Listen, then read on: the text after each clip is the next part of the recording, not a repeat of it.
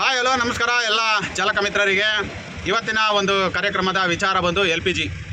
ಏನು ಕರ್ನಾಟಕ ರಾಜ್ಯಾದ್ಯಂತ ಇವತ್ತು 95 ರೂಪಾಯಿ ಹತ್ತತ್ರ 100 ರೂಪಾಯಿಗೆ ಸೆಂಚುರಿ ಹೊಡೆಯೋದಕ್ಕೆ ಶತಸಿದ್ಧವಾಗಿ ನಿಂತಿರ್ತಕ್ಕಂತಹ LPG ಬಂಕ್ನ ಮಾಲೀಕರು ಇತ್ತೀಚೆಗೆ ಖಾಸಗಿಗೆ ಪೈಪೋಟಿ ಕೊಡುವ ರೀತಿಯಲ್ಲಿ ಏನು ಕಂಪನಿಗಳಿದ್ದು ಗೌರ್ಮೆಂಟ್ ಕಂಪನಿಗಳು ಅವು ಕೂಡ ಇವತ್ತು ದರವನ್ನು ಏರಿಕೆಯನ್ನು ಮಾಡಿ ಇಡೀ ಚಾಲಕ ವರ್ಗವನ್ನು, ಅದರಲ್ಲೂ ಆಟೋ ಚಾಲಕರು ಅತಿ ಹೆಚ್ಚಾಗಿ ಅವಲಂಬಿತರಾಗಿರ್ತಕ್ಕಂಥದ್ದು LPGಗೆ.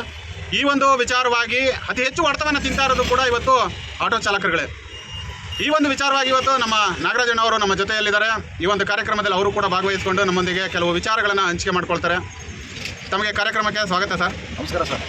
ಇವತ್ತಿನ LPG ದರ ಏನು ಆಟೋ ಚಾಲಕರುಗಳು ಶೇಕಡವಾರು 60 ರಿಂದ 65% ಇವತ್ತು ಕರ್ನಾಟಕ ರಾಜ್ಯದಲ್ಲಿರ್ತಕ್ಕಂಥವ್ರು ಅವಲಂಬಿತರಾಗಿರ್ತಕ್ಕಂಥದ್ದು LPGದ ಮೇಲೆ. ಆದರೆ ಏಕಾಏಕಿ ದರ ಈ ಮಟ್ಟಕ್ಕೆ ಏರಿಕೆ ಆಗಿರ್ತಕ್ಕಂಥದ್ದು ಇರಾನು ಇರಾಕ್ನಲ್ಲಿ ನಡೀತಿರ್ತಕ್ಕಂತಹ ಯುದ್ಧಕ್ಕೆ ಭಾರತ ತಲೆದಂಡವಾಗುವಂತಹ ಒಂದು ವ್ಯವಸ್ಥೆಯನ್ನು ರಾಜಕೀಯ ಷಡ್ಯಂತ್ರಗಳು, ರಾಜಕೀಯ ಪ್ರೇರಿತ ವ್ಯಕ್ತಿಗಳೇ ರೂಪಿಸ್ತಾ ಇದ್ದಾರೆ ಅಂತಕ್ಕಂಥದ್ದು ಒಂದು ದೊಡ್ಡ ಮಟ್ಟದ ಪ್ರಶ್ನೆಯನ್ನು ಕಾಡುತ್ತೆ. ಇದ್ರ ಬಗ್ಗೆ ತಮ್ಮ ಅನಿಸಿಕೆ ಏನು ಹೇಳ್ತೀರಾ ಸರ್? ಸರ್, ಮೊದಲನೇದಾಗಿ ನಮಸ್ಕಾರ. ಈ ಮೊದಲನೇ ವಿಚಾರ ಏನಪ್ಪ ಅಂದರೆ, ನಮ್ಮ ಕೇಂದ್ರ ಸರ್ಕಾರದವ್ರಿಗೂ ಮತ್ತು ರಾಜ್ಯ ಸರ್ಕಾರದವರು ಇಬ್ಬರಿಗೂ ಹೊಂದಾಣಿಕೆ ಇಲ್ಲ. ಅವರು ನಮ್ಮ ಕರ್ನಾಟಕದವರೇ, ಅವರು ನಮ್ಮ ದೇಶದವರೇ, ಇವರು ನಮ್ಮ ದೇಶದವರೇ, ಬೇರೆಯವರಲ್ಲ. ಇವ್ರಿಗಿಬ್ಬರಿಗೂ ಹೊಂದಾಣಿಕೆ ಇಲ್ಲ. ಇವ್ರು ಏನಂದ್ರು ಬರೀ TV ಮುಂದೆ ಮಾತಾಡೋದಷ್ಟೇ. ಇಬ್ಬರಿಗೂ ಹೊಂದಾಣಿಕೆ ಇದ್ದರೆ ಭಾಳ ಅದ್ಭುತವಾಗಿರುತ್ತೆ. ಇದು ಸಮಸ್ಯೆ ಇರೋದು ನಮ್ಮ ಕರ್ನಾಟಕದಲ್ಲಿ ಮಾತ್ರ. ಇದು ಯುದ್ಧ ಎಲ್ಲೋ ನಡೀತಾ ಇದೆ. ಇದು ಇಬ್ಬರಿಗೂ ಹೊಂದಾಣಿಕೆ ಇದ್ದಿದ್ರೆ, ಇಬ್ಬರು ಚೆನ್ನಾಗಿದ್ದಿದ್ರೆ ಇದು ಈ ಮಟ್ಟಕ್ಕೆ ನಮ್ಮ ರಾಜ್ಯ ಇಂಥ ಪರಿಸ್ಥಿತಿಗೆ ಬರ್ತಾ ಇರಲಿಲ್ಲ. ಅವರೆಲ್ಲ ಚೆನ್ನಾಗಿದ್ದಾರೆ, ರಾಜಕೀಯ ನಾಯಕರು ಎಲ್ಲ ಚೆನ್ನಾಗಿದ್ದಾರೆ. ನಮಗೆ ಏನಾದ್ರೂ ಅವ್ರಿಗೆ ಏನೂ ಆಗಲ್ಲ. ಎಲ್ಲ ಸವಲತ್ತುಗಳನ್ನು ಅವ್ರ ಮನೆ ಬಾಗಿಲಿಗೆ ಹೋಗಿ ಬೀಳ್ತವೆ. ಅವ್ರು ಬೇಡ ಅಂದರೂ ಕೂಡ ಅವ್ರ ಮನೆಗೆ ಹೋಗಿ ಬೀಳ್ತವೆ. ಅಂಥದ್ರಲ್ಲಿ ಅಂಥ ಅನುಕೂಲಗಳು ಈ ನಮ್ಮ ರಾಜಕಾರಣಿಗಳಿಗೆ ಎಲ್ಲ ಅನುಕೂಲ ಇದೆ. ಇದು ಮೊದಲನೇದಾಗಿ ಒಂದು ಉದಾಹರಣೆ ಏನಪ್ಪ ಅಂದರೆ, SM ಕೃಷ್ಣವ್ರ ಸರ್ಕಾರ ಇತ್ತು, ಕಾಂಗ್ರೆಸ್ ಸರ್ಕಾರ, ಮತ್ತು ಕೇಂದ್ರದಲ್ಲಿ ವಾಜಪೇಯಿ ಸರ್ಕಾರ ಇತ್ತು. ಭಾಳ ಅದ್ಭುತವಾಗಿ ಇಬ್ಬರಿಗೂ ಹೊಂದಾಣಿಕೆ ಇತ್ತು. ಇವ್ರು ಏನು ಕೇಳ್ತಿರೋ ಇಲ್ಲ ಅಂತಾರೆ, ಎಲ್ಲ ಪ್ರತಿಯೊಂದು ಕೊಡೋರು. ಇವ್ರು ಅಲ್ಲಿ ಹೋಗಂಗಿಲ್ಲ, ಅವ್ರನ್ನೇನು ಕೇಳೋಂಗಿಲ್ಲ. ಎಲ್ಲ ಇಲ್ಲಿ ಕುಂತ್ಕೊಂಡು ಬರೀ TV ಮುಂದೆ ಓಲೋ ಅಂತಂದೇಳಿ ಬ್ಯಾಗ್ ಬಿಡ್ಕೊಂತವೆ. ಅವ್ರು ಕೊಡ್ತಾರಾ? ನಮಗೆ ಏನಾರು ಬೇಕಂದ್ರೆ, ನಮಗೆ ಇಂಥದ್ದು ಬೇಕಂದ್ರೆ ನಾವು ತಗೋಬೇಕು, ಹೋಗಿ ತಗೋಬೇಕು. ಯಾಕೆ ರೈಯಾಗಿ ಕೊಡಲ್ಲ ಅಂತಂದೇಳಿ ಅದು ಬಿಟ್ಬಿಟ್ಟು ನಮಗೆ ಕೊಡಲಿಲ್ಲ ಅಂತಂದೇಳಿ ಈ ಖಾಲಿ ಕೆಲಸಕ್ಕೆ ಬರೋದು ಮಾಧ್ಯಮಗಳು ಮುಂದೆ ಕೂತ್ಕೊಂಡು ಇವತ್ತು ಇಲ್ಲಿ ಕೊಡ್ತಾರೆ. ಅವ್ರು ಯಾರಾದ್ರೂ ಹೋಗ್ಬೇಕ್ರಿ. ಯಾಕೆ ಕೆಲಸಿದ್ರೆ ನಿಮ್ಮ ಜನ ನಿಮ್ಮನ್ನು ಗೆಲ್ಸಿರೋದು ಯಾಕೆ? ಕೆಲಸ ಮಾಡ್ತಾರೆ. BJP ಏನು ಮಾಡಲಿಲ್ಲ, ಇವರಾದರೂ ಮಾಡ್ತಾರಂತ ನಿಮ್ಮನ್ನು ಗೆಲ್ಸವ್ರೆ. ಆದರೆ ನೀವೇನು ಮಾಡ್ತಾಯಿದ್ರಿ? ಪ್ರತಿಷ್ಠೆ. ನಾನೇ ಕಲ್ಲಿಗೆ ಹೋಗಬೇಕು, ಅವರೇ ಕೊಡಬೇಕು. ಅವ್ರೇನು ನಿಮಗೇನು ಬೇಕಂತ ಅವ್ರಿಗೇನು ಗೊತ್ತಾಗುತ್ತೆ? ನನಗೇನು ಊಟ ಮಾಡಬೇಕಂತ ನನಗೆ ಗೊತ್ತಾಗುತ್ತೆ. ಅದು ಬಿಟ್ಬಿಟ್ಟು ನೀವು ಈ TV ಮುಂದೆ ನಿಂತ್ಕೊಂಡು ಮೈಕ್ ಮಾಡೋದು ಬಿಟ್ಬಿಡಿ. ಹೋಗಿ ಡೆಲ್ಲಿಗೆ ನಿಮ್ಮ ಸಮಸ್ಯೆಗೆ ಹೈಕಮಾಂಡ್ ಹತ್ರ ಹೋಗ್ಬಿಡ್ತೀರ ಪುಸ್ತಕನಿಗೆ. ಅವಾಗ ಸಮಸ್ಯೆ ಬಗೆಹರಿಸ್ಕೊಂಬರೋಕ್ಕೆ.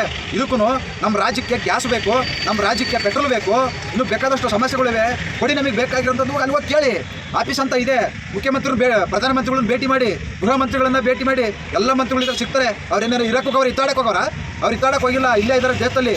ಹೋಗಿ ಕೇಳ್ಕೊಂಡು ನಮ್ಮ ದೇಶದಲ್ಲಿ, ನಮ್ಮ ರಾಜ್ಯದಲ್ಲಿ ಏನಾದ್ರು ಬೇಕು, ಆಟೋ ಚಾಲಕರಾಗಿರ್ಬೋದು, ಇನ್ನೂ ಬೇಕಾದ ಸಮಸ್ಯೆಗಳಿವೆ, ಇದ್ರ ಬಗ್ಗೆ ಮಾತಾಡಿ.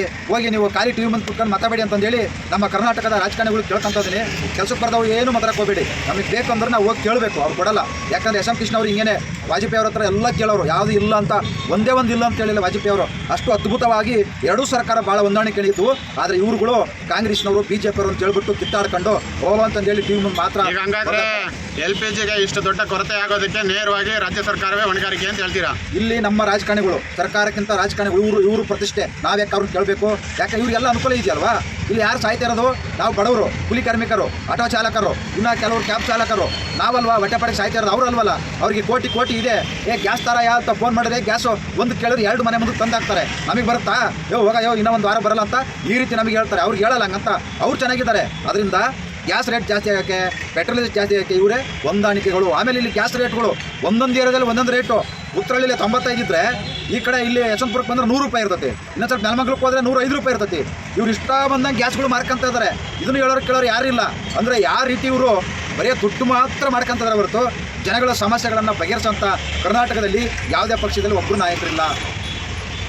Okay sir, thank you. ನಮಸ್ಕಾರ ಸರ್.